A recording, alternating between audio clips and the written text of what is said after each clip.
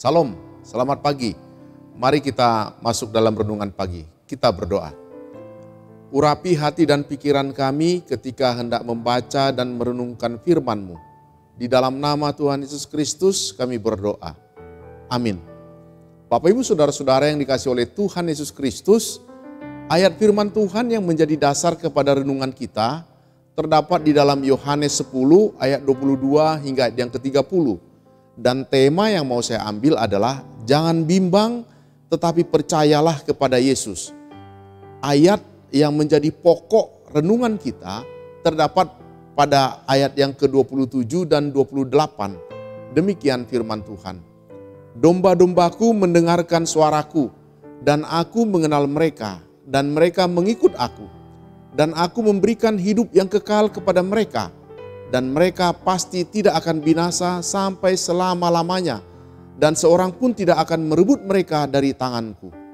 Bapak Ibu Saudara-saudara yang dikasihi Tuhan Yesus Kristus, ketika Tuhan Yesus berjalan-jalan di Bait Allah, di Serambi Salomo pada hari raya pentahbisan Bait Allah di Yerusalem, orang-orang Yahudi datang mengelilingi Yesus dan bertanya kepadanya, "Berapa lama lagi engkau membiarkan kami hidup dalam kebimbangan? Jika engkau Mesias, katakanlah terus terang kepada kami." Pada ayat yang ke-24. Bapak Ibu Saudara-saudara, orang-orang Yahudi kebingungan. Mereka ragu-ragu terhadap kemesiasan Yesus. Benarkah Yesus itu Mesias? Benarkah Yesus adalah juru selamat dunia yang telah dinantikan ratusan tahun lamanya?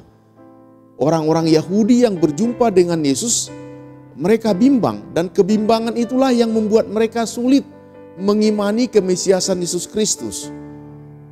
Cara pandang orang-orang Yahudi sebenarnya, saya ulangi, menurut pandangan orang-orang Yahudi sebenarnya di dalam diri Yesus Kristus terdapat ciri-ciri kemesiasannya.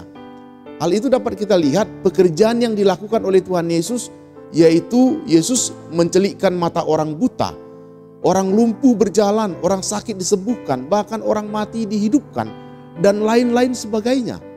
Mujizat-mujizat itu menunjukkan bahwa dalam diri Yesus, Injil Kerajaan Allah diberitakan.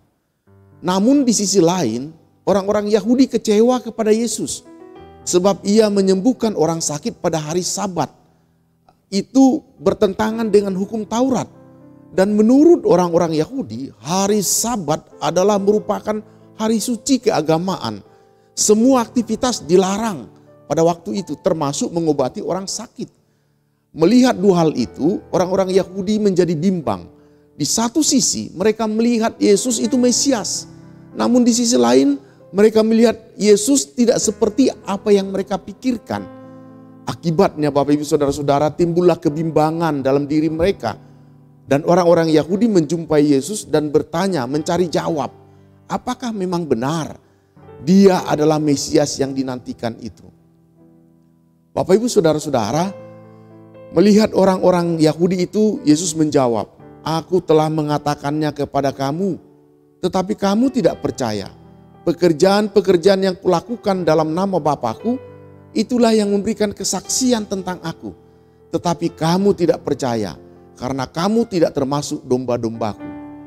Bapak Ibu Saudara-saudara, dari jawaban Yesus itu kita tahu bahwa ternyata orang-orang Yahudi bimbang atau ragu terhadap kemesiasan Yesus adalah karena mereka tidak percaya. Padahal sebenarnya Tuhan Yesus sudah menjelaskan pekerjaan-pekerjaan yang dilakukannya di dunia ini adalah karena dia melakukan pekerjaan Bapa. Orang-orang Yahudi tidak percaya karena mereka memiliki paradigma teologis yang tidak mau berubah. Mereka memiliki konsep Mesias yang sifatnya politis. Karena itu dengan paradigma Mesias yang politis itu, mereka tidak mampu mendengar makna dan pengertian yang Yesus maksudkan. Itulah sebabnya Yesus menegur ketidakpercayaan mereka pada ayat yang ke-27. Namun karena mereka tidak percaya, maka hati, pikiran dan perasaan mereka tertutup terhadap karya yang Tuhan Yesus lakukan. Akibatnya kemesiasan Yesus tidak dapat mereka kenal. Bapak Ibu Saudara-saudara, belajar dari kebimbangan orang-orang Yahudi terhadap kemesiasan Yesus, maka kita diajak untuk merefleksikan kehidupan kita sendiri. Sebagai pengikut Yesus, apakah kita yakin akan Yesus Kristus? Ataukah kita masih ragu-ragu terhadap Yesus? Seberapa sering kita mempertanyakan keselamatan yang diberikan di dalam Yesus Kristus? Bapak Ibu Saudara-saudara, di tengah keraguan kita terhadapnya, Yesus memberi jawab yang meyakinkan. Jawaban itu adalah, domba-dombaku, maka mereka akan bersedia mendengar dan mengikut Dia. Pada ayat yang ke-27 firman Tuhan mengatakan, domba-dombaku mendengarkan suaraku dan aku mengenal mereka dan mereka mengikut aku. Oleh sebab itu dari ayat 27 ini kita bisa melihat kriteria orang-orang yang termasuk domba-domba Kristus adalah mereka yang memiliki hubungan personal, hubungan yang akrab, hubungan yang intim dengan Kristus. Sehingga mereka selalu peka untuk mendengar suara dan kehendak Tuhan.